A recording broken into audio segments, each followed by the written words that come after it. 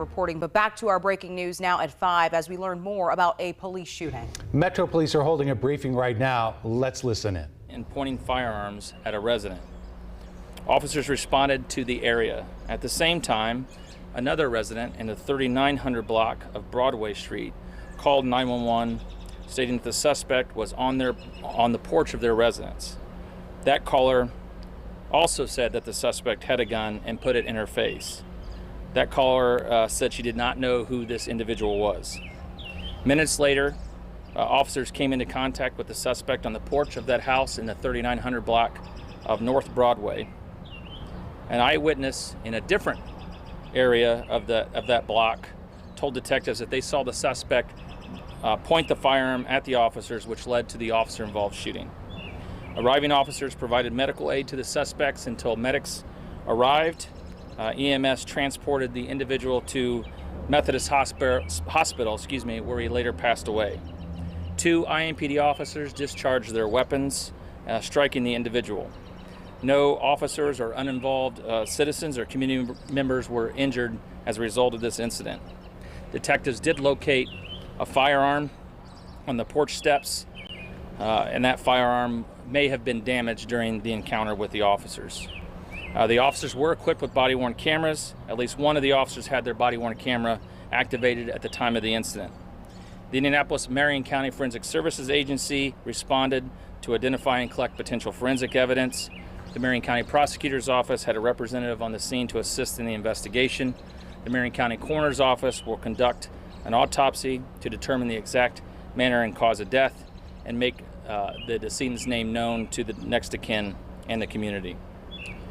Detectives are confident there's no ongoing threat to the community at this time.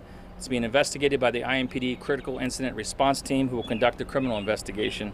At the same time, a separate and parallel administrative investigation will be conducted by the IMPD Internal Affairs Bureau. The officers that fired their guns have been placed on administrative duty, which is protocol in these type of incidents.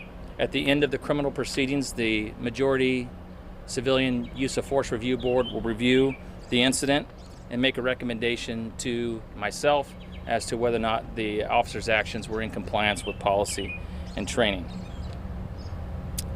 And that is what I know at this point. Any questions? Both bullets fired from each officer's gun, do they both strike the suspect, do you know, this time? I don't know that, but both officers did fire their weapons. And you said this individual was on someone's porch, the same person who called 911, and that suspect made contact with the woman? Yes, there were 2 different locations and 2 separate 911 calls. One in the 600 block of East 38th Street, and then a second call a few minutes later in the 3900 block of Broadway. Do we know if the person lived around here? Did residents provide any of that information? We have some additional information that we're trying to track down to understand exactly why the individual was in the area, and that's all ongoing at this point. To make sure I heard clearly, did the suspect point a gun or harass any of the 2 911 callers at any time, or get near them? Yeah, as I said in the statement, the information provided to the officers via 911 was that the individual in the 600 block of East 38th Street was pointing a weapon at a resident, and then also in the 3900 block of Broadway, a person at that home called 911 and said the person was on their porch who they did not know, armed, and put a gun in their face. Still believed to be an adult male? It's an adult male, yes.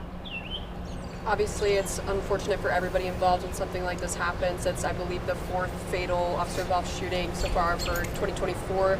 Does IMPD have any sort of message for the community that you want to get across today? Oftentimes, our officers are put in situations where they have a responsibility to defend themselves and the community.